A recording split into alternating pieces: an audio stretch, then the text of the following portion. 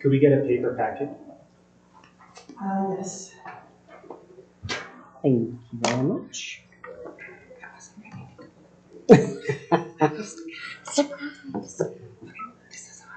Okay. All right. I will hereby call the Board of Trustees meeting to order for March 12th, 2025. Let's please stand for the Pledge of Allegiance and a moment of silence. I pledge allegiance to the flag of the United States of America and to the republic for which it stands, one nation, under God, indivisible, with liberty and justice for all.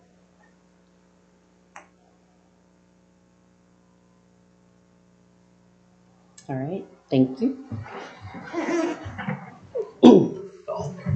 Will the clerk please call the roll? Mayor Cindy Simpson. Here. Mayor Pro Tem Brendan Porter. Aye. Trustee Andres Esparza. Here. Trustee McManning. Aye. Trustee Daniel Hennett. Present. Trustee Corey Jabor. Here. Trustee David Payton. Here. Student Leader Here. All right. So I would now entertain a motion to approve the agenda. Make a motion to approve the agenda as presented. Second. We have a motion and a second. All in favor say aye. Aye. Any opposed? All right, next item is audience business. Our policy is all people wishing to address the board shall do so from the podium provided in the boardroom. Comments shall be directed to the Board of Trustees, not the audience, which is vast. Public comments regarding items not on the agenda shall be limited to 5 minutes per person. Public comments regarding public hearing items on the agenda will be limited to 3 minutes per person at the time the item comes up on the agenda. No person shall be allowed to speak until recognized by the mayor. The board will not respond to citizen comments or take any action during audience business. They may instruct staff at the end of the meeting if further action is needed or desired by the majority of the board. All right, having said that, we have one person who signed up. Mark, come on up, state your name and address for the record. Good evening, trustees and honorable mayor. I'm Mark Worth. My wife and I live at 10750 Road 43, and I'm here seeking a fair settlement to replace the 1960 water agreement. For the next 3 minutes, let's just set that easement aside and just start from scratch. First, I propose that we treat the 2,500 feet of pipeline easement on our property the same way the town treats 1,500 feet of pipeline easement crossing Roy Elder's property, the same way the town treats 260 feet of pipeline easement crossing the Robbins family ranch, and the same way the town treats 3,600 feet of pipeline easement crossing the B&B ranch. Each of the other 3 properties crossed receives one unmetered 3/4 inch untreated water tap on a section of pipeline that normally has water in it year round. If there is some reason my wife and I should be treated differently from these other 3 landowners, I've not yet heard it. Secondly, in exchange for using our land for your diversion structures and settling ponds, I propose that you participate in maintaining the road you use and allow us to install one fire hydrant tied to the pipeline. This hydrant would help protect your watershed as well as our property. If this sounds remotely fair to even one of you, I ask that at the end of this meeting, you request of the rest of the trustees that this be added to your agenda, or to discuss this in detail with us, or at least discuss it among yourselves in an executive session. We are trying to work with you. Please work with us instead of directing your town attorney to continue to stonewall us. Thank you for this opportunity to speak before you in an attempt to resolve this issue in a fair and equitable way. Thank you. Thank you. Anyone else? Okay. Next item on the agenda is Region 9 Housing Needs Assessment Update. Check Powers.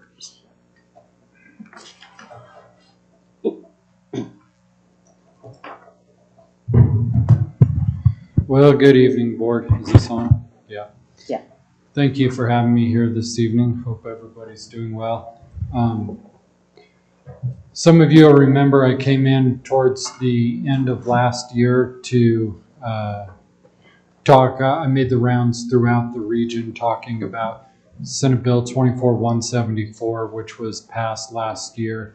And that is the legislative masterpiece that requires that by December 31st, 2026, every local government with a jurisdiction of more than 1,000 in the state of Colorado has to complete a housing needs assessment, and then every 6 years thereafter. And that legislation did suggest doing regional housing needs assessment, and so Region 9 made the rounds, and then we took the lead on starting to put that needs assessment together. Since I was here last, DOLA put out their guidelines on how to complete that housing needs assessment. And so there's just a couple of things I want to go over on that, and that's in the H&A guidelines. A few things on that is, I'll wait for it to come up on the screen. Yeah. What are you looking for? The DOLA housing needs assessment guidelines. No. Yep, that's it. And then you can close my snarky comments on the side. I don't know if everybody wants to read those. Yeah, I did have plenty of those in there, and I'll bring it up on my screen as well so I can. Hang on, Chad. be seeing Jason, it. could Yes. you blow that up a little?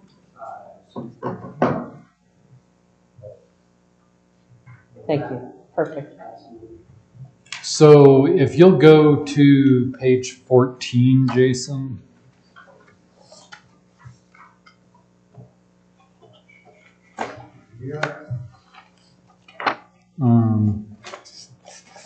In the highlights there, one thing I do want to point out, since this legislation has several requirements, is they do give us an out on some of the stuff that's not currently measured and available. I've got it highlighted there. It does say if no data is available on a topic, jurisdiction should note that in the study. So there's likely going to be at least some places where that may need to be the case. So if you see that as we start going through that, you'll know that that is allowed. If you go down to page 15, you'll notice when you get into the first section that's required demographic trends. In each of these sections, it not only tells you what the required outputs are, but it tells you the format it has to be in. So when you see the finished project in 18 months or whenever we have it done, and you notice that everything's in these little tables and it's not colorful graphs and whatever, that it's because the guide work that DOLA has put out says that it has to be in a certain format. And to be fair to the people at DOLA, they didn't pass this bill, right? But they're tasked with, after all the jurisdictions submit these, then the following year they have to compile a statewide housing needs assessment based on the data. So if I was going to do that for 64 counties and 200 something plus municipalities, I would want everybody to turn it into a standardized format too. So I can't really blame them for doing that. It also goes through and it gives, Jason, if you'll scroll down to the bottom of the next page, 16. And the page numbers, are those the PDF page numbers? Or I'm looking at the page number at the bottom. Okay, all right. Because I was a little lost. It's the middle one. The middle, the one in the center. Yeah, Okay. so the PDF numbers are 2 off from the page numbers. So if if you'll go to 16 at the bottom of the page, or I guess it would be, they're not too off, it would be 20 in the PDF. 22.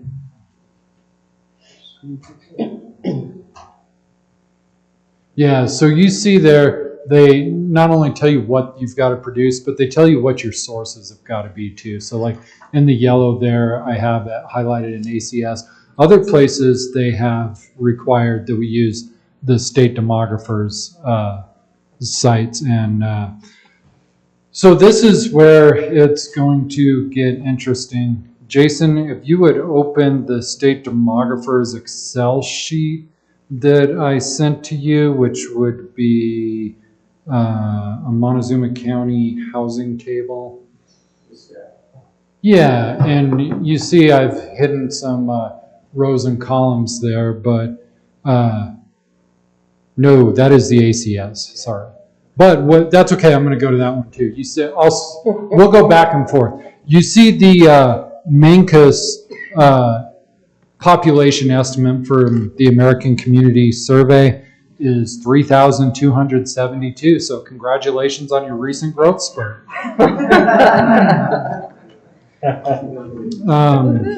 When you look at the other spreadsheet, and you look at the town of Mancos, this is from the state demographer's office, and it has a much more reasonable estimate of 1,337. So, one of the updates I'm here to give the board tonight is how I'm going to put together a report that doesn't make me look like an idiot using data sets that are contradictory. I think that's a nice word, right? We can go with that. So anything that requires a break apart, like there's a certain part of the section that requires the state demographer's office for the total number of housing units. And the way the state demographer gets their number is they start at the 2020 census, and then they work with the county assessor, and they work with those who issue certificates of occupancy, and they build from the last census to that. Theirs is going to be a lot more accurate. The way American Community Survey does it is they do a survey of the population, and based on the response they get, they extrapolate out to the rest of the population. Not near as accurate. The reason that DOLA is requiring the two sets is because the demographer's office only tracks so much information. So they'll give you the total number of housing units, but the state legislature, in all their wisdom, when they put the requirements, said that not only do you need to have the total units, you need to know how many are single family units and how many of them are multifamily units, how many of them are mobile homes, and how many of them are other. Well, the ACS provides that data, but it's based on an extrapolation. So what I want to tell you the technique is that we're doing is we are taking the percentages from the American Community Survey data, and then we're taking those percentages, we're converting their numbers to percentages, and then multiplying those percentages against the total number of housing units provided by the state demographer's office. So that the state demographer's office, which is a lot more accurate, will give you the total number, and we'll keep the percentages the same to give you a breakdown of each. But I'm not going to drive around the region and count every mobile home. Sorry. Come on. So that's some things that have been coming up. This is going to be a 2-year process. Well, a little less than 2 years. We've got till December of 26 to get this done. There are some required community engagements. I'll be working with the various communities to get some of that information together. But what we ultimately want to do is we want to take all of the required sites, document them what they were, document what our methodology is for getting our outputs, and then we're going to go after some grant money to get somebody who's good with automation and see if we can't get a template that will just be able to automatically update, like using AI every 6 years. And that should give us the bulk of the work to just be automatically updated, so that we don't have to take all the time and effort of recreating this wheel every 6 years. If I'm gone, or if, say, a jurisdiction decides they want to do their own and not regionally, we'll have the template to say, here's how you do it, and here's how you can automatically update the bulk of it. So I was on a webinar today where they were discussing this, and there's going to be some grant money coming out. Region 9 is going to apply for that. I didn't know till today, and this isn't in your packet, not an agenda item, and I don't need any decisions tonight. But if somebody is doing a regional housing needs assessment, it's going to require letters of intent from the jurisdictions that are going to participate in that. So just know sometime between now and when that grant is due, I'll probably hit you up for a letter of that. But I wanted to come back, give you an update of where we're at on this and the methodologies that we're using and how we're trying to make sense of what was bestowed upon us from our masters at the state. So happy to answer any questions if I'm able. Brent? I guess my first question is, how big of a region does DOLA allow for a housing needs assessment? So that was kind of brought up on the webinar today, and they didn't get real specific. Some of it is going to be geographically determined, and others like the DRCOG, which is the Denver Regional Council of Governments area, by population contains a third of the state, right? So Right. They're doing one as DRCOG that'll be a third of the state, but they didn't set any boundaries of how big or small a region is. I just was wondering, because with Region 9 being like 5 counties And 10 municipalities yeah, and just 2 tribes, which were exempt from this. right. But just being as large as it is, I just don't want us to, be doing this and then they reject it or something because of the size and make us have to, start over or something because of No, and I've been in communication with the people at DOLA the whole time. that. Okay. Yep. Because in that document, I read the document. That helped me. And it just seemed like in the document itself, it references county level a lot in there. Uh-huh. But then they say region as well, so it's kind of contradictory in the document itself. Yeah, and I will be coming back to the county commissioner, not to ask for any money or anything, but the county did a countywide housing needs assessment through AIRS, which the town of Mancos was a part of, and they submitted that to be approved as a pre-existing housing needs assessment, and the state denied it, predictably for some of the reasons that they denied all of them, which is that there's got to be a housing risk assessment or a housing displacement risk assessment. So measuring the people at risk of being displaced.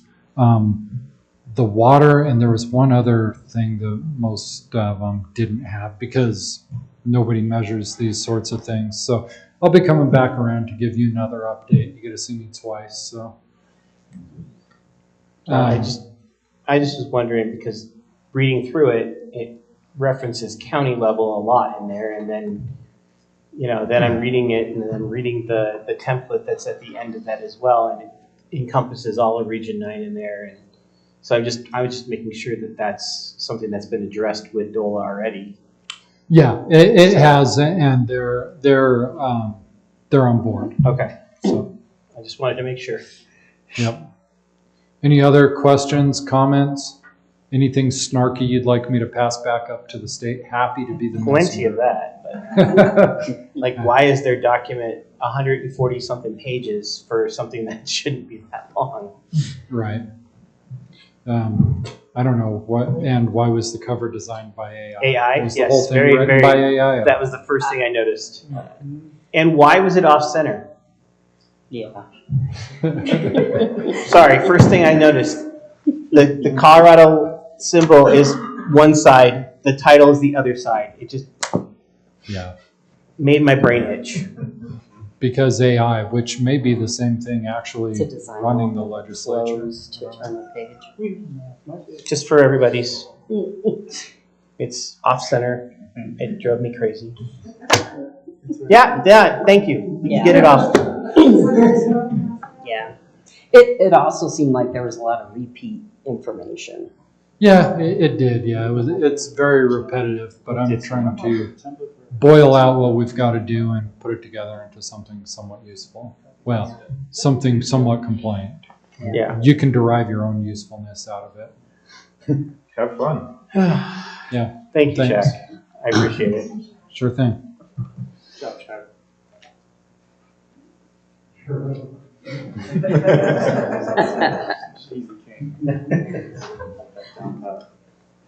All right. Now that that's done, you sure you don't want to read it all into the record? If you would like me to, I say next time if you want. I think you said that to the wrong guy. We'll do it in Here it goes. What's that thing that David has to read? After 7:30, I develop a stutter. But if you'd like me to stay and read Say, it to if you, you want to put the red line comments in next time, just for our own entertainment, that'd be great. Yeah. Thank you, Jack. All right, next item is G, Montezuma County Commission update.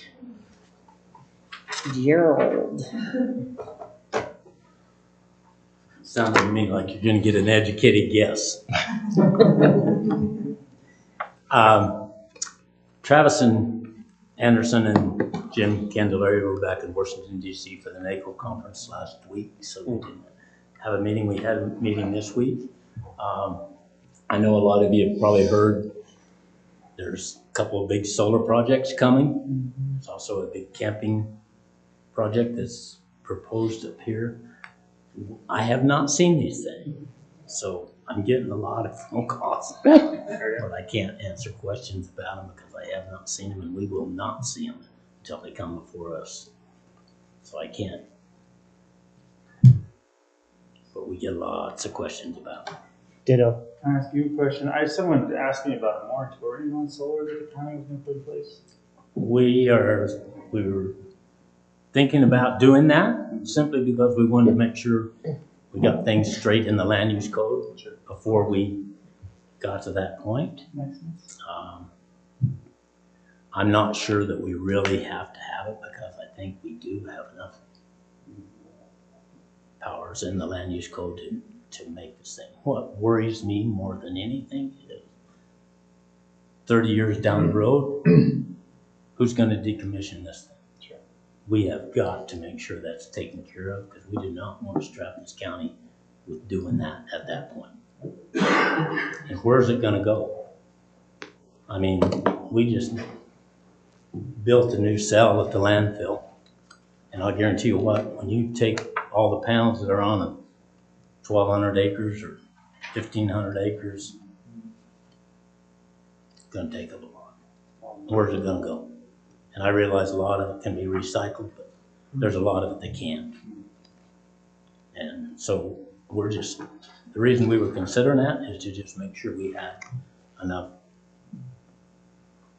knowledge about what's going to happen in that amount of time, and to make sure that we don't strap whoever's here in Montezuma County at that time with taking care of our mess. Okay? I don't want to do that. I don't care. It's not fair to the people that's going to be taking care of things in 30 years from now, because that's about their proposed life span. And some of them are already, I mean, you look at the ones at Nielsen's, the old Nielsen's, where Skanska was, where they put those panels up there. Those have been there quite a while already. And I don't know this for sure, but I don't think they're producing anything now. And they've only been there about 20 years, maybe a little less than that. And according to what I've heard is that there's not any production there already. So Anyway, that's why we were talking about doing a moratorium on it, just because we wanted to make sure we had enough knowledge about what we needed to do to make sure that this thing gets decommissioned down the road. Because a lot of these outfits are coming in, they're leasing this land, they get the project set up, and they sell it off. And then so you're chasing after somebody to be responsible for the whole thing down the road. And we don't want that to happen. So that's why we were thinking about doing that until we make sure we got everything in order. Is there anything in the county code about requiring a performance bond or something like that, like a non-expiring? That's what we'll have to do, I'm sure. Yeah. But what will that number be? I mean, you can revisit those at a certain period of time, and that's what we need to do. I think we need to put up something like that, and then it can be revisited every 5 years or something to see where it's at. And if it's not enough, it needs to keep increasing. But how do you catch up with the person that started this thing to begin with if they've sold it off to somebody else down the road? So you're trying to track parties 30 years later. Yes. Yeah. You're chasing things. So we're trying to make sure that we get all of this stuff straight before we allow this to happen. And I'm not saying whether that's a good place, bad place. I mean, I've heard all kinds of things, and I don't know exactly. But anyway, that's why we were thinking about putting a moratorium on it, just to make sure we got everything straight before we allow this to progress on. On the Ironwood group up there, I don't know whether any of you have noticed, but they actually did go in there and chip all that material, put it into little piles. So the fire danger has been decreased a bunch. It's supposed to go to sheriff's sale at the end of February, and that got delayed, put off for another month. So that's not going to happen until the end of March sometime. I don't know how that's all going to play out because they got a lot of fines that's against that property and everything else. And then when it goes to sheriff's sale, I don't know how that's all going to play out. It's kind of a mess right now as far as what's going on, because the company that is forcing the sheriff's sale has $600,000 against it. They have more in fines than that against it too. But if they have the first lane and it goes to sheriff's sale, it's the same deal as what worries me about these summer deals. If you don't have everything in line, you're going to get caught. And it's just like that deal up there. It's the same type of deal. So we've actually, between our attorney and everything, spent a lot of time on that. A hell of a lot more than Monson County ever got out of this mess. So it's one of those deals, and that's what worries you about these other deals. We got to make sure that they're right. Okay? But if you want to know what Jim and them reported when they came back from there, if you watch that YouTube video from the workshop Monday, they gave a report of all the different meetings they went to and stuff back there. So it's on that. We have not hired an assistant attorney yet. He hasn't been able to find anybody to fulfill that duty yet. So he's taking care of everything right now. So some mornings he's not there, and because he's got child care cases and stuff like that he's got to take care of. We've got to keep up with all of that stuff too. So it's stretching him. So like on the dollar store where we're getting sued over that, we had to hire an outside attorney to take care of that for us.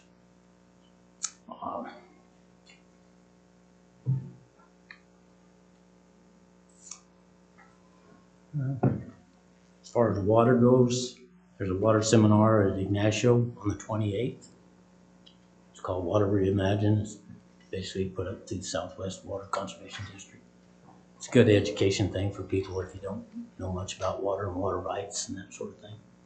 It's good class to go to. It's basically presentations all day on that day. All of these new rules are basically passed in Division 7 now, so everybody's going to have have all of their head gates and measuring devices up to par, and then within the next, they'll probably give you a grace period of up to a year to get that, and then even beyond that if there's some good reason for it. But they're gonna crack down on a lot of this, so that you have to have an actual measuring device that's level and correct, which a lot of them over the years have rotted out and everything else. It's really gonna have a large impact on some people. It's not so bad where you got a big ditch that's diverting and it's all measured there. All it's gonna affect is that ditch company right there at the head gate. But all the individuals up and down the river, they're gonna have to have their devices correct in order to get their allocation of water in the future. So that's about all. All right. Thanks, Joe. Thank you. Thanks, Joe.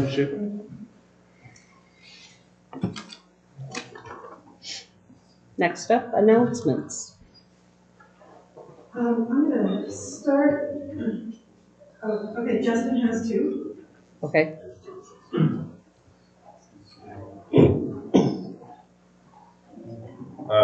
First announcement is the solar project on the new marshal's office is done. There's 72 panels up there, and if I understand it correct, the full load is 420 kilowatt hours a day that it'll produce. So it should be enough to run that building during daylight hours for our consumption. And then second announcement is Bear Aware Durango reached out. So on either the next meeting or the meeting in April, I'm going to come to you guys with a grant request to enter with partnership of the school district with Bear Aware and do a regional grant for wildproof trash cans on the campus of the school and get that handled through CPW. So just so you guys are aware that that's where I'm looking at trying to get that handled. So thank you. Thank you. Thank you. All right, next.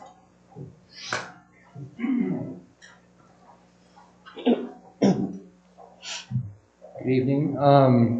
Most of you guys probably saw the article in the Journal about the school district housing project. They've decided to table that project. Sounded like, I did not get to attend the meeting. I think Dan was there.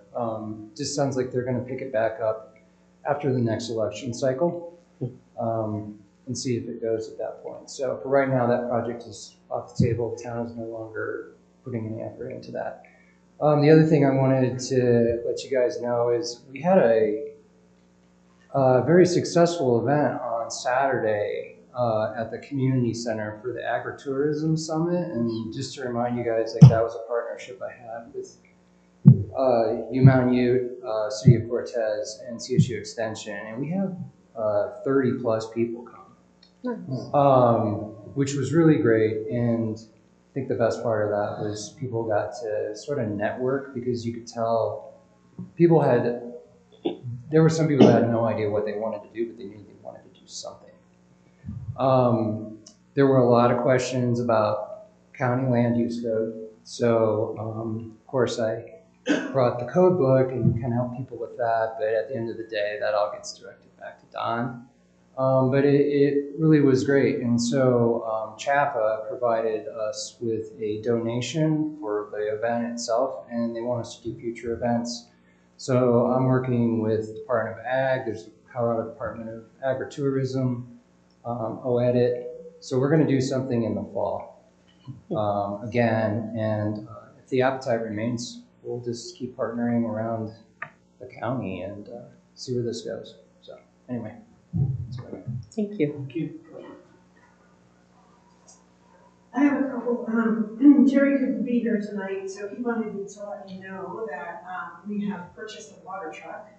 The 2025 budget did include $90,000 for a purchase of a water truck, and he did purchase one for $65,000. Oh, he's amazing. Yes, so you should be seeing that check tonight for the board.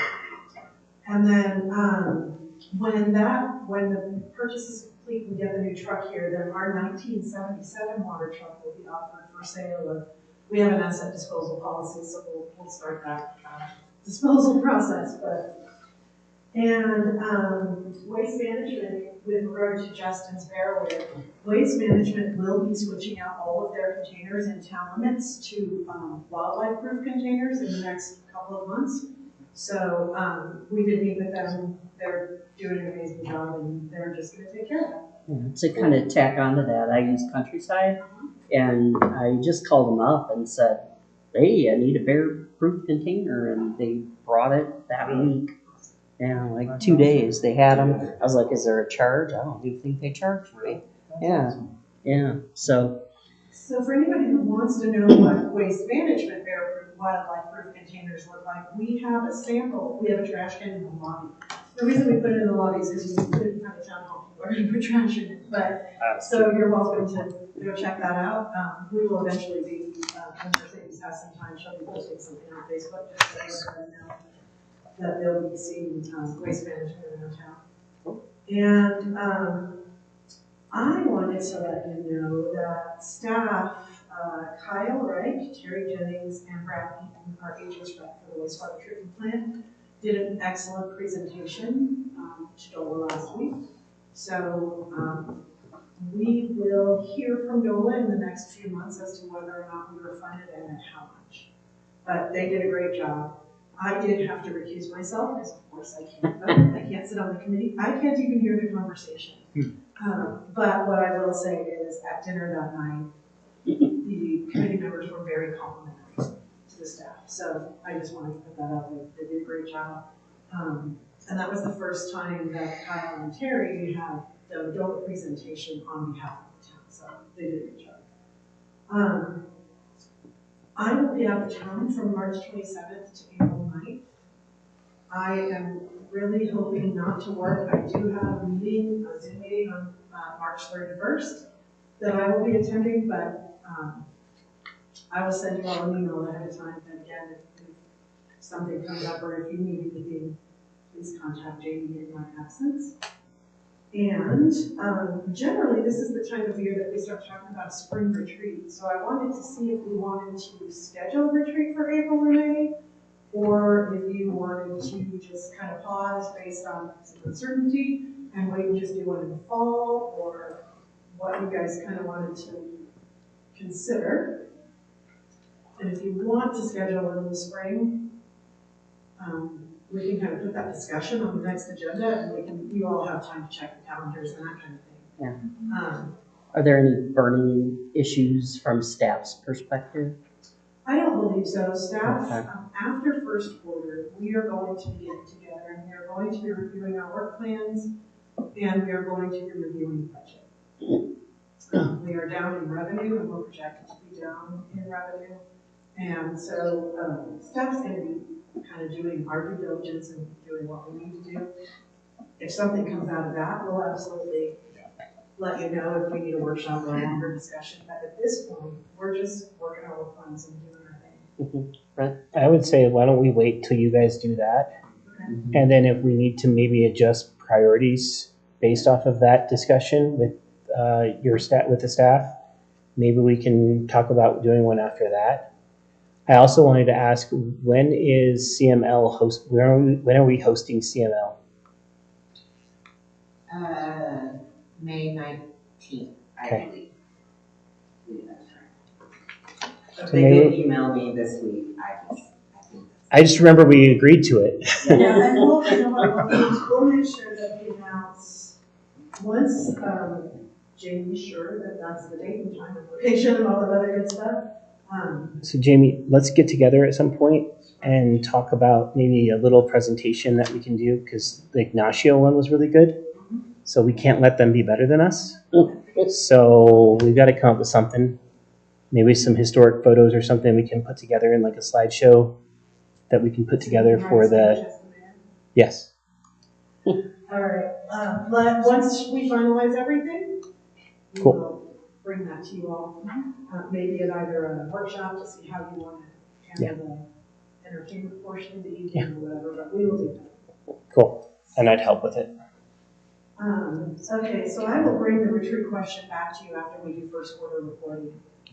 And then I believe, what about the Vegas Valley Chamber and the Vegas Creative District? We usually meet with them. Okay, you meet with their board once a year. Is that something you would like us to schedule in the next couple of months? I would like to. That'd be nice. And this would be during a workshop, Yes. during a potentially shortened workshop as well. So letting them know about that shortened time frame. Yeah. I think that's, yeah. Get some updates. So I will start reaching out to their organization directors and see what we can do. Okay, those are the only announcements that I have. Okay. Do you have one? I do. So, pretty much because I'm a Girl Scout, have been a Girl Scout since I was in kindergarten, all of that, I had the opportunity to start working on my Girl Scout Gold Award. It's basically the highest, most prestigious award in Girl Scouting, equivalent of Boy Scouts, Eagle Scout Merit Award. So it's basically requiring Girl Scouts to identify a problem, like within their community, develop a plan, and implement a project that addresses the root cause and has a sustainable, lasting impact. And it's open to like high school girls and Girl Scouts. So I had the opportunity to do that. I actually presented my idea to Girl Scouts Colorado Council either Thursday, Friday, or sometime next week. But I've started a dress closet like within our school to provide girls with like easy access to dresses for like homecoming or prom. So pretty much it's no cost to the girls that want to take the dresses. It just, since I'm just now starting it, it's like all I ask is that the dresses are returned. And so I'm taking dress donations as well for it. It's run out of the school, pretty much. I am running it with the school's National Honor Society chapter, so I can have some help and can keep going after I graduate next year. And they can get their volunteer hours for NHS. And so any dress donations, my mom and I put together 2 boxes. There's one up by Miss Heather's office in the school, and there's one here in town hall. So, yeah, that's my gold award, pretty much. That's really cool. Good job. My sister has hers. Oh. When I was old, I just had my first class, but yeah, congratulations. That's neat. Olivia, do you have any flyers or information that you can email or send to us? Yes, okay. I do. I can email that when I get a chance. If you get a chance, that'd be great. If you could email it to Jamie, because then we can put it above the box so people who come into town hall know what they're doing, and then we can post it on our Facebook page to let them know that town hall is about us. Okay, cool. Thank you. Yeah. Anybody else? Okay, there's a couple things up here. So this little card says, Heather and all of you, hope you can stop by. First anniversary celebration, March 29, Raven House Gallery. So the card will be here if you want to get the info. But it's March 29th, 2 p.m. to 5 p.m. It seems like they've been here longer. They moved. Oh, They okay. moved into a smaller location. That makes sense. And I'll grab that card and stay in the email it to Okay. everybody after, so. All right. And then this? That is from the volleyball team as a thank you because we did a donation for them at the beginning of the school year, so. Okay. Do we fight over the shirt? It's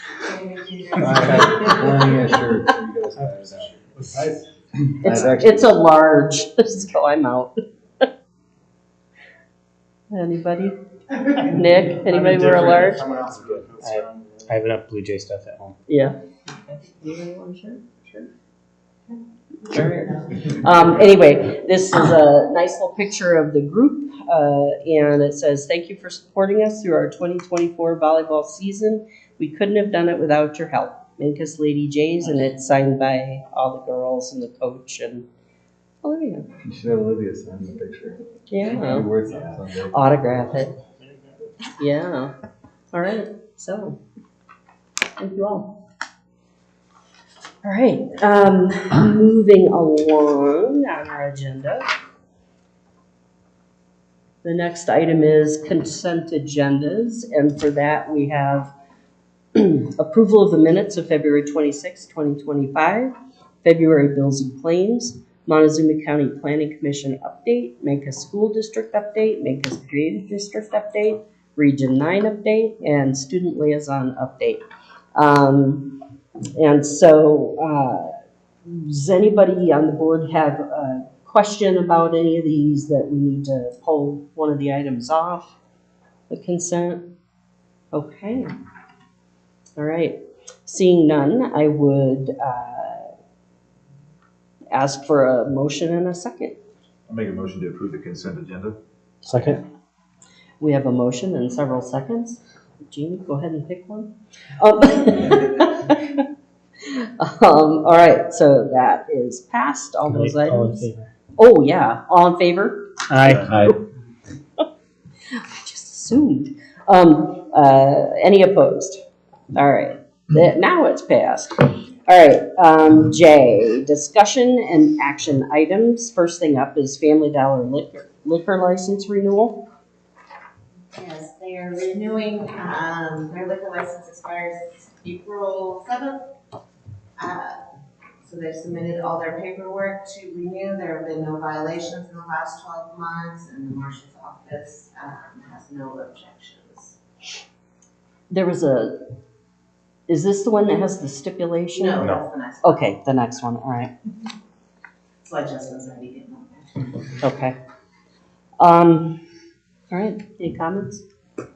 Questions, concerns? All right, I'll look for a motion in a second. I make a motion to approve the renewal of the 2025 Family Dollar Stores of Colorado number 31273 liquor license and authorize the town clerk to send the application to the Department of Revenue. Second. All right, we have a motion and a second. Will the clerk please call the roll? Mayor Pro Tem Brendan Porter. Aye. Trustee Andres Esparza. Aye. Trustee McManning. Aye. Trustee Daniel Hennig. Aye. Trustee Corey Jabor. Aye. Trustee David Payne. Aye. All right, that passes. Next item is Memphis Liquor LLC renewal. Yes, their liquor license expires March 29th, and they've submitted all their completed paperwork. The marshals have been called out a few times to their property for over-serving, and so that's why we are asking for approval, but a stipulation that they would have to, all their employees would have to attain, go to TIPS training within the next 6 months from approval. Okay. I'm just here to answer your questions. Okay. All right. Yeah, I don't really have any questions. Does anybody have any? Okay. Thank you for the information. Thank you. So when I ask for a motion, I would recommend that we use the recommendation, but also add in the stipulation. So just, that would be a thing to do. So I would look for a motion and a second. I'll make a motion to approve the renewal of the 2025 Memphis Liquor LLC liquor license and authorize the town clerk to send the application to the Department of Revenue with the stipulation that all employees and owners to attend TIPS training within 6 months of renewal and provide proof. We have a motion and a second. Sorry. Trustee Jabor. All right, will the clerk please call the roll? Mayor Pro Tem Brendan Porter. Aye. Trustee Andres Esparza. Aye. Trustee McManning. Aye. Trustee Daniel Hennig. Aye. Trustee Corey Jabor. Aye. Trustee David Payne. All right, motion passes with a stipulation. Next item is 2026 post grant. Yeah, I need to correct that for the record too. It's 2026 post grant fiscal year, but I've dated it March 12th, 2026. It needs to be March 12th, 2025 for the record. Oh. I didn't even catch it. I'm asking the board to approve me to apply for the post in-service training grant for this year. I'm asking for $11,115 in training ammunition. I'm trying to get a 10-year stockpile with the grant uncertainties and budget shortcomings at the state level. Probably won't get it. I think we're still capped at 4,500, but I'm going to ask for 21,000 rounds of ammunition for training. So it's just what I do every year. Do we have like a fireproof It's in the container vault? It's in Armory? the armory at the new office. Okay. And it's still reinforced with Okay. a high grade Browning safe door that has, I think it's like 12 different 1-inch bars that hold it. Sweet. Nobody's Okay. getting in there. What's a Yeah. typical stockpile? I know nothing about how much you would typically stockpile. So we usually go through about 2,000 rounds a year on average. So if I'm trying to get up to 10 years, so that way if we have budget shortcomings for general fund, or if we have a grant fallout, I have enough to meet our statutory requirements. So I mean, like in terms of year, like do most people do 10-year stockpiles or 5 years are more common?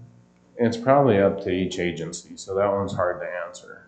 I shoot for the maximum, and but I can store safely 10 years worth of ammo in there with our current setup that we have. So what's that, like 500 rounds a year per officer is all your? For our statutory requirements, yes. No, how many rounds per officer? About 500. So a post handgun is 25. So we do that. Separate from what you use in service. Yeah, well, yeah, this is just training ammo. And then our AR rounds is about 35 to 40 rounds. And that's just our qualification. And then you add training on top of that. You're looking at we try and be conservative with our ammo when we're on the range. So we try and cap no more than 200 rounds per officer per training. And we train about once a quarter. And then we do full qualifications for sure once a quarter on that. So we can train a lot, but we try and be conservative with the ammo because our duty rounds, you're looking at on our 9mm about $1 a round, and then for our duty, and then we change those out once a year. So once a qualification, we qualify with our duty ammo. But I'm in this order. I'm doing flat nosed 147 grain. So what that's going to do is it's going to keep our chance of ricochet on our range down because it's just a flat paper target round. So we shouldn't have any round skipping off the rocks.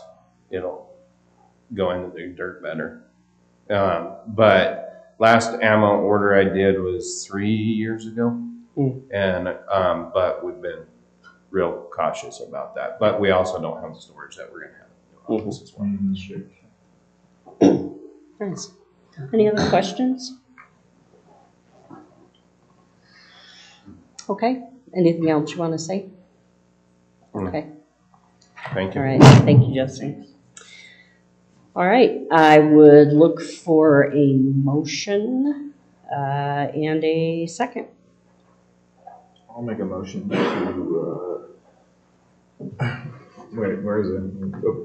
Town marshal to apply to execute the Colorado Post Grant.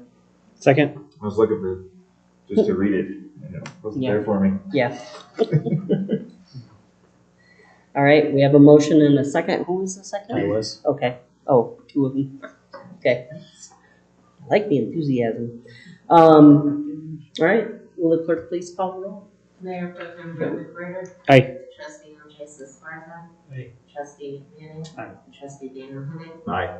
Trustee Corey Jabor. Aye. Trustee David Payne. Aye. Okay. Next item is ordinance 787, series 2025, Board of Trustees and Planning and Zoning meeting times. Yes, we talked about this previous meeting, so this is the actual ordinance that would change your workshop times to 5:30. They would be a half an hour long, and your meetings would start at 6 p.m. And the planning commission meetings, that's on the second and fourth Wednesday of every month. And your planning commission meetings would start at 5:30 on the third Wednesday. This ordinance just amends that previously approved law, so if you want to move forward, we would do a motion, a second, and a roll call vote. If you want to discuss it, I'm happy to. This can move at your discretion. I like it. Yeah, same. All right. Any questions of staff? So this ordinance, all ordinances are effective 30 days after publication. Okay. So once we figure out publication and that kind of thing, at the next meeting, we will make an announcement saying, this meeting is going to, this time and stuff is going to start at this meeting. And then I will also send them just a promo to people. Okay. So I would entertain a motion to approve ordinance 787, series 2025, and ordinance amending chapter 2 of the Mancos Municipal Code regarding the regular meeting times of the Board of Trustees and of the Planning Commission as noted in the ordinance. So moved. Do we have a second? Second. All right, we have a motion and a second. Will the clerk please call the vote? Mayor Pro Tem Brett McWhorter. Aye. Trustee Andres Esparza. Aye. Trustee McManning. Aye. Trustee Daniel Hennig. Aye. Trustee Corey Jabor. Aye. Trustee David Newton. Aye. All right, thank you all. Next up is our last discussion and action item, visioning survey discussion. Yeah, I'm gonna do it from here so get a chance. So you can drive. So, Can you blow it up what's bigger? that? Can you blow it up bigger, just so we Yeah. can follow along better? I know we have it here, but. So. You do. Oh, I have it here. So, after receiving some comments from the board at the time on the previous visioning survey results, I made some changes and wrote all those changes down. So I made the changes that were suggested at the time. Additionally, I crosswalked the survey question with our comprehensive plan, just to see if we were asking questions that were relevant to help you guys. What I did was... Jason, can I ask a question about that before you go further? So checking the relevancy, but did you also do it backwards to make sure that everything in the comp plan was covered by the survey as needed? Just like we didn't miss like a major category? No, there are definitely a few things in there that probably we could add back into the survey. I was, just to be transparent, what I was trying to do is reduce the survey to make it more user friendly, because I think that was part of it too. It was really kind of long. gave up on it. There's a lot going on in there, but I'm more than willing to adopt a new survey at some point if we want to just kind of start from scratch at some point. But that would be up to you guys, obviously, the information that you're looking for. Right. Or there's other ways that obviously we can Okay. But no, I mean, I did provide you with all the articles that was out, and it was really useful for myself as well for planning purposes. But anyway, there's a lot of goals, and so we can work on this. Anyway, I just wanted to run through a couple of the things, and I didn't take out a lot or add a lot. But you guys, this first one, you guys wanted to have an age-based question, demographic question, so I added that. Pretty easy. I I took the liberty of making some suggestions on some things that you can remove from this water list here. Some of these things I'm not sure were actionable or part of the comprehensive plan. Right? So those few things that I took out of there, I'm just again trying to shorten the question. Make it easier for you to take it. So those are there. This one, kind of the same thing. Daycare services, public transportation, sense of community. Those were things that weren't necessarily in your content or were not in your control. It doesn't mean you can't leave them in there. Yeah. Question on almost the last one, second to the last. It says appearance of town. I'm wondering, second to the last. Oh, this is, yeah. I'm wondering, is that because of, and I love that you're going for what's actionable by us. Is that like appearance of public property within town? Like, should we Tighten that up. tighten it up with more detail? This is the exact feedback I'm looking for. Yeah. I did not write that item. So, I think that needs to be tightened up because to me that it's too broad. Like if that's downtown beautification or something along those lines, it's different thing than in every different person's head. obviously in the comp plan. right. So That's something we can direct more as a appearance of town is completely different to me than that. Yeah. Something that's actionable by us. Yeah. Because otherwise it's like, well, my neighbor's yard is a mess, you know, and then we're kind of looking at it as if there's something we can, I mean, we can do something. And that's about more that, like code enforcement to me than beautification of town or something along those lines. Yeah. So do you want downtown beautification? I think something along those lines to tighten it up so it's something more actionable by us than just appearance of town. Yeah, right. Yeah, some more specific language to help direct their thoughts. Vibrant downtown or something along those lines. Yeah. All right. Thank you. Good one. Yeah, absolutely. So moving down the list, I don't think there's much more. These two questions, like the more I read them, I'm like, is this, are they asking kind of the same thing in a way, you know? Growth,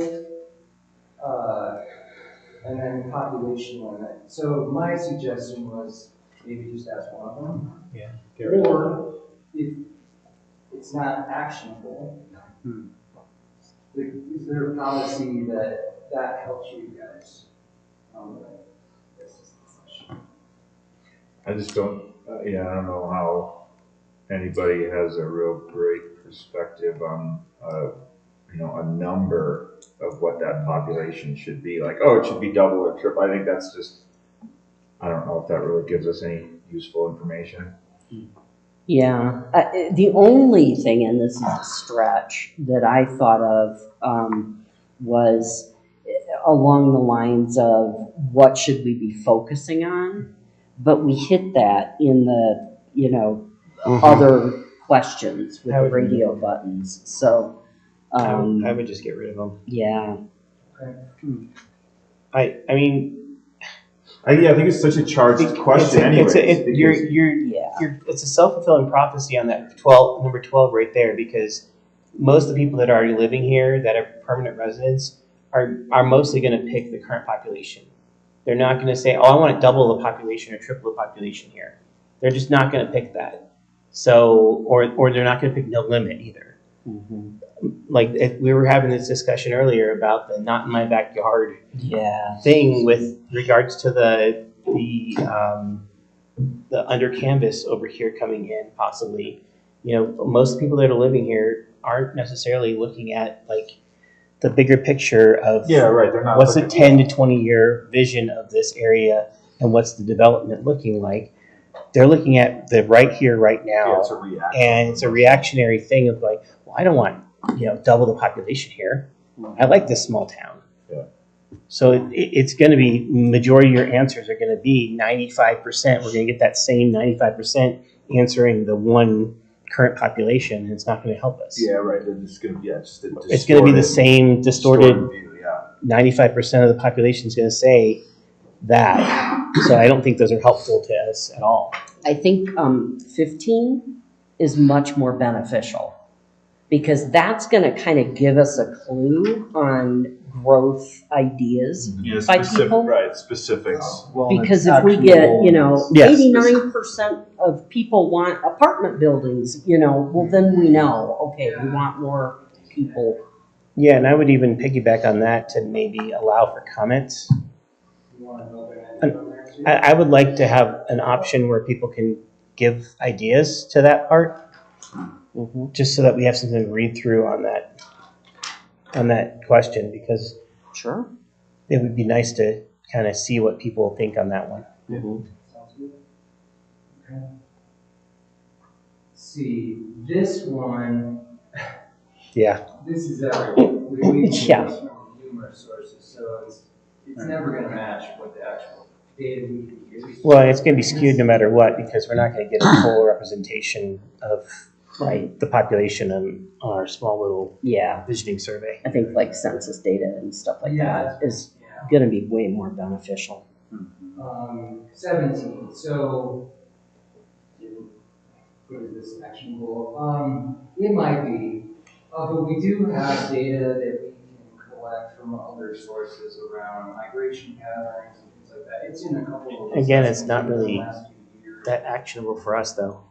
Yeah, I mean, and there were things on here like, we don't have public transportation, we don't have taxi, and it's not actually identified in the comp plan that you guys want to develop those things for the town. So that was really my only question: is do you want that information on 17?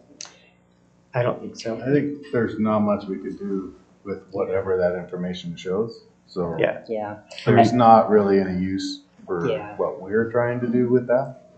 The only as written, what method do you use to get to work? Well, I work in Durango, so I don't walk or bike. Right.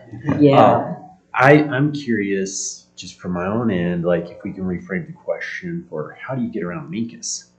Do you walk? Do you bike? Do you drive to P&D to get up there, or can you just walk to P&D? Yeah. And I like that more. Yeah, that would give us, information on how people are moving about town. Yeah. I don't mind that as The much. scope would make more sense, I think. Yeah. Just to and reframe it with like Without the biking public transport. and allow them maybe to choose more than one, Yeah. Okay. or just frame it to what's your ranking on that one, Yeah. so that like they can Probably remove taxi. obviously I would do car, walk, bicycle all separate, Rickshaw. but keep it where it's ranked choice on that one. I think kind of to what David was saying as well, it's rephrasing that to not do what you currently most use, but what would you like to see in the next 5-10 years? Because if we phrase it in that way, we're going to see and we're going to be able to note a public demand for public transportation, for bike paths, and that's only going to help us to solve that issue. The relevance of that is going to be going back to some of the other questions with sidewalks, bike trails, something else like where, what is it in our plan that can facilitate like what they're looking for? Exactly. More than currently, it's relatively limited. Yeah. If you live within 3 blocks of P&D, you walk there. If you live at the other end of town, you drive. Like that's right. We don't have public transportation or anything else, but that would be relevant to other questions, which I'm sure we would see a correlation in those two, right? Yeah. And that is something in developing long range, looking at what we're trying to do, what is the priority for the public? Yeah. What do they want? And, and maybe separate out the walk and bicycle, because to me, those are two completely different methods it's like of bike path, bike transportation. trails. Yeah, Sidewalks. and do you use the trails, do you use the sidewalk, do you use the streets, I'll take a whatever? look at the comp plan Yeah. and maybe there's some items in the comp plan. Yeah. Mobility. Yeah. And mobility, we'll just use those. Yeah. And on 18, I was thinking that I work remotely. Maybe slightly more specific wording, like what are we really looking for? Like I work in Durango, but ever since COVID, I get to work here remotely 4 or 5 days a week. So maybe a little more robust question to really fine tune what we're looking for there. So you want to change the question, okay? What would you be looking for? Because I'm sorry, I don't know. Yeah, I mean, you're remote, everybody. So people who are working remotely, what information are you looking for if they're working remotely? So we know how to. Yeah, because we ask like in which community, and then we list communities, and then we have this, I work remotely. Right. And it's sort of this, one of these things is not like the others. Well, I mean. So I'm not sure. So there. Do we take it out? I think the remotely, I think that still has some credence because there's still a good part of the population that's working remotely. They work from home, so they stay here and work, regardless of where we're looking the for? company's based out. Because like for me, if they're working, if they select Durango, it means they're commuting to work. Mm-hmm. But if they put remotely, it means they're working from home. Yeah. Just not in the office. So But not in, like yeah. in Mancus. Instead of in which community is your employer located, where do you commute for work? Is that? No, I think the question is okay. My personal issue is I work remotely. I don't think is specific enough because like is my job 4 houses away, but I don't walk over there. I just sit in my own house, or is it something more like I work in Mancus remotely. I mean, is your employer based in the county? I mean, could you just get specific on do you live where you work? Yeah. I guess what are we trying to achieve with that question? Well, yeah, what are we trying to get with the question? Well, I so think like, that's what we need to focus on. Well, like Yeah. Sage Properties, we have people work remotely, but the company's here. Mm-hmm. And I work remotely from my house, but I'm half a block away or a block away. I mean, getting at the question of is your employer based physically in the same place that you live? And so is it based in Montezuma County? Is it based in Colorado? Is it based in this country? Like, how much detail do we actually want there? But Yeah, because this is open, like anybody that sees this can answer it, because we have, where do you live, unincorporated, elsewhere, and so I work remotely, to me, doesn't really give us detail. Yeah, if we haven't already defined where this person lives who's answering the question, then yeah, I see the logic there. Yeah. Well, that's how I'll filter that for you guys, because I can filter the second question is, do you reside in Providence or you live in town? Yeah, there's a I'll question for all that. out for you guys if Okay. results based on who's in town, because that's what you guys really want to know. Can we add like out of state? I mean, like I work in the city of Farmington.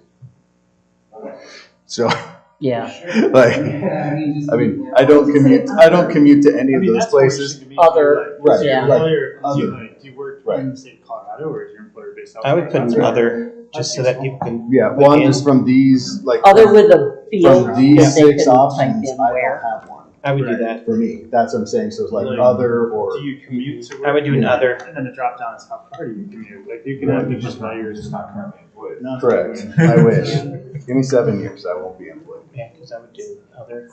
I think if we do a field where they can type in what the other is, they could type in Farmington, Aztec, Kayenta, There's a wherever, lot of and then surroundings. we can figure out distance I and. think you nailed it. So I think we're hearing what you really want to know is where is the employer at? Right, Yes. I think that's more. Because that's more relevant to like how. 100%. Town Yes. sounds developing. Where is your primary place of employment located is what we're looking for. Bingo. Yeah, That's- And then we Not know, in like, which community. is money crossing state lines or county lines, or is money staying? But who's county? employing? Right. So we don't care if they work remotely. We want to know where their employers located. Yes. Which is what brings us back to your initial. Yeah. Yeah. Yeah, so Vegas, Cortez, Durango, Dolores, other. Included other lots. Yeah. Or unincorporated other. Because like for David and I, it's a little weird because, you know, our primary employer is up in Denver. Sure. But we also have offices in Durango, but we also work remotely. So it just, from that perspective, I was like, well, that doesn't really help me much with the I work remotely. Number 19 personally just bothered me. Yeah. Yes. Just like to give a yes or no. What can we do to get you to leave? Like, that's not very... It's kind of it's an interesting question. I'm sure whoever wrote it initially had an idea behind it, but I think if you're interested in knowing what that is, maybe just having an open-ended thing where people can just freeform it, and I can do the word cloud for you guys again. Different comments. Yeah. Because yes or no just doesn't. It doesn't even fit the question. It's yeah. What would cause yes. you to leave? Yeah. Yes. Yeah. Yeah. Yeah. I think open-ended. And then you saw these last year. I decided to add this. We'll take it out after our most recent session. As a remote worker entrepreneur, you support co-working space. What I found by asking 24 last year for the first time is people were confused what the difference was between an incubator and a co-working space. And they're just two distinct things. And I personally, from an economic development standpoint, I'd love to know the answer to both of them. But, although that's confusing,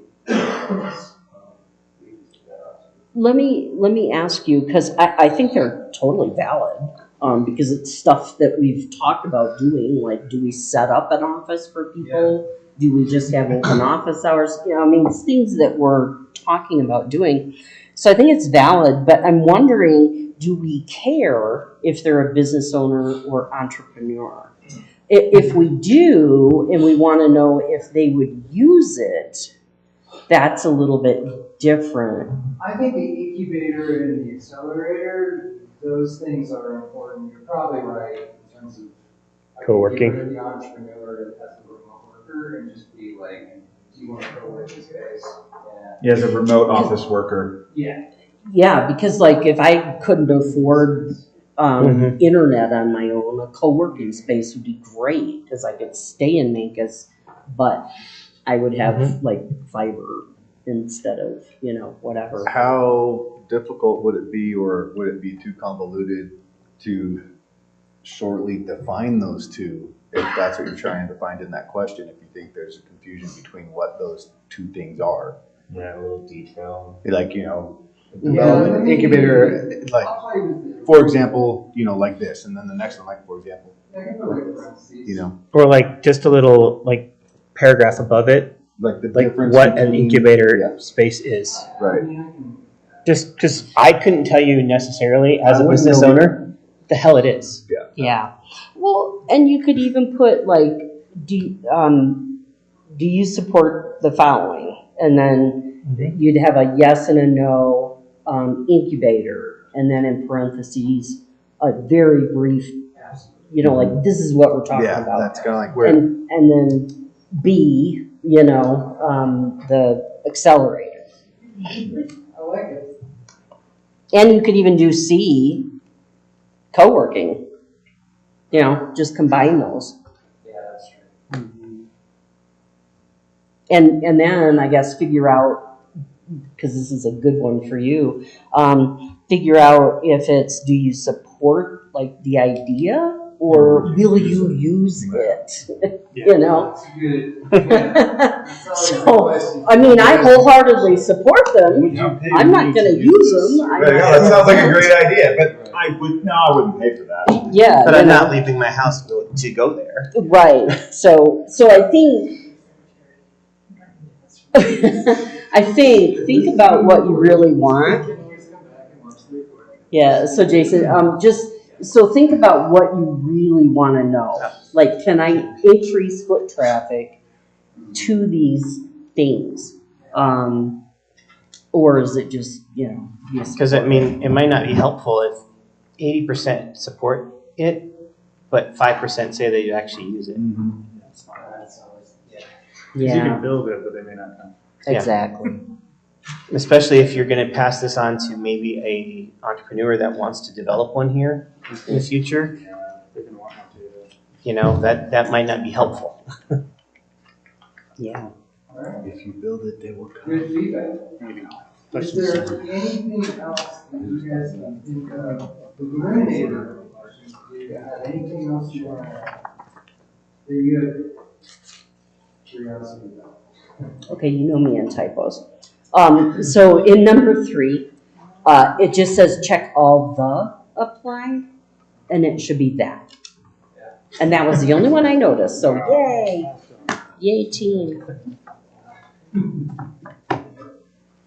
Good catch. Okay. Thank you for leaving one in there for me, so I could, have that little hit of dopamine. Yeah. You gotta do that just for, Yeah. You gotta throw It's those that- typos in there. It's that hit of dopamine that I get. Yeah. The only thing that I would add is just related to number 1, and maybe we talked about this in the last meeting. I think the age is super important, but like a finer demographic question, whether it's racial identity or anything like that. Yeah, you asked for age last. Well, Yeah. Mm-hmm. It was the same board. I studied demographics in college. It was the same board. You want demographic The more I think about it, it seems helpful, but maybe not necessary. Maybe age is where we stop with that. We can get the demographics at State Demographer Office and the ACS. Mm-hmm. Yeah, so really, but that, I'm more interested in, like, depending on who you are, how would you answer this, not what are the demographics of. Because we're asking here, when they fill it out, we then learn what age bracket they're in, and that gives us information from people under 25, what their needs and desires are, people over 60, what their desires are. But if you can bring it in a little bit more to, like, whether it's racial, probably racial, maybe gender identity, I don't know if that's as important, but I feel like we would learn a lot from that. Yeah. So add a racial demographic question? I think so, yeah. Yeah. And I don't know whether you want to add gender or not. Those are like super easy, 'cause those are going to take no time at all. Yeah. Well, and Can we just with everything, well, I guess this survey is in perpetuity. I don't know that we want to go down the gender way. I Do don't. we just want to stick with racial? Yeah, and I don't think it would really matter that much. I think the reason we did the age question first, just to remind everyone, is because we had all these responses this last time, but we couldn't tell who was answering this survey. Mm-hmm. We had 100 and some responses, and we didn't know, were they all coming, were we reaching one group or two groups of the population, or were we getting a wide breadth of the population? We couldn't tell you because we did a QR code for it, and so we weren't figuring out who we were getting. And so we wanted to know it from that perspective this time. And yeah, I mean, and race would be good too, because are we reaching all of our population, or are we just putting it where middle income white people look on QR codes? It's not just the data we're getting; it's telling us who we're not getting. Yeah. And that's why we did the age too, is because we were going to try to figure out, do we need to put out a paper copy of this, and we are going to this time too, so that we have something. I'm actually going to try to do a bit of a roadshow. Cool. Go to the senior Cool. center. I'll go to some nonprofits. Sweet. Do everything I possibly can to get the sample up, so we all feel like it's a little more representative. And we'll examine the results of that, and we'll make improvements based on what we find out. But we haven't really, I don't think historically we've tried as hard as I'm going to try this time to try to get this out there, so let's see how successful that is. Yeah. And we can do a gender question. I would put it in. There's no reason not to. I was just thinking, I don't know how things are going to change, but we can do a gender question based on legislation today. We just have to make a note. the next time we put this out, we just wanna be sure that we're reviewing legislation just to be safe, because we don't know what the heck is happening. Yeah. So we can put agenda questions here based on legislation, and then January of 2026, it's a reminder that says review current legislation before we publish anything. Do you know what I mean? We can do that, solely because I think that the words that we use are something that we're gonna need to be paying attention to. Absolutely. So, we can do that, and then we'll just put an internal reminder to review those legal words each year. And I think to her point is, I'm viewing this as kind of an iterative process with this survey. Totally. We're taking an interest, we want to improve it. Let's keep doing this every year and get it to where you guys are useful. Yeah. Yeah, I agree. Great work. Yeah. I like the stuff you added, and I like the stuff you took out. It's like, yes, be gone. So I guess, and getting rid of those really long list things, check all that apply. Here's 42 answers. I think it's tightening it up really well. could we add one more thing? Just one, at the very end, the very last question, just one box. And just the question is, if there is one item that you would like to see the town of Mancos put their focus on, what would that one item be? Okay. Sure. Like an open-ended. An open-ended, let them type it in, Whatever and then we their- get a their word number one cloud from priority that. or number one Yeah, that's a concern, good right? Yeah, I like that, just on free form. Just a free form, open box, Yeah. and then we can do a word cloud on it and see what we get the most of on there. But I think it would just be good to see what is kind of on the minds of everybody. And it's open-ended and it just gets. Yeah, surely there's things on this that we don't have. Well, It'd be important and it to might. somebody else, right? Like be a burning issue. Yeah. Well, and it might just give us an idea for a question next year.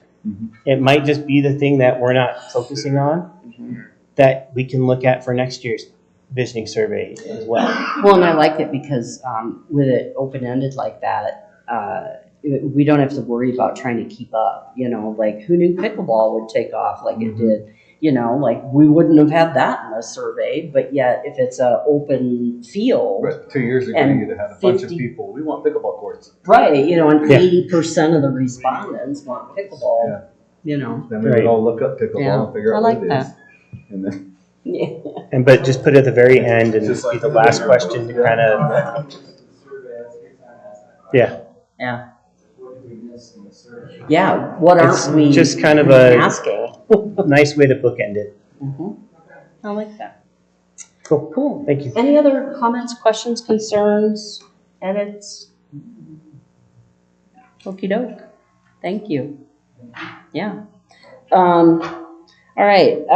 And I just wanted to, based on our workshop discussion where we were asking you for an abbreviated version of the comp plan, Yeah, it's right here. Huh?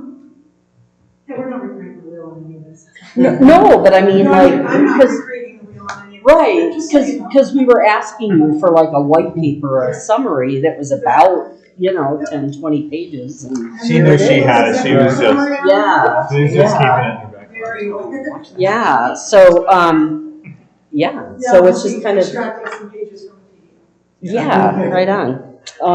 Cool. All right, so moving on. Items for March 26, 2025 meeting. So we have a workshop to be determined. On the workshop, we had two things. One, we talked about this comp plan thing, but actually Justin just gave me a note and asked if you all would like to tour the marshal's office. Yes. Okay, so this is gonna be pushed to April. The comp plan is gonna be pushed to an April workshop. Okay. So the workshop is going to be MMO building a tour. We will be doing a ribbon cutting, we're working on that. And we will, once we are through the punch list and absolutely positive what day we can schedule that, we'll be actually scheduling a public ribbon cutting with giant awesome scissors and for the Awesome. public and on a Saturday morning and that kind of thing, but you all will come and tour the marshal's office for 15, 20 minutes. Yeah. Just to see, for those of you who have minutes. All right, we will do that. Yeah, I think that'd be great. That'd be great. I was gonna ask. Cool, great idea, Justin.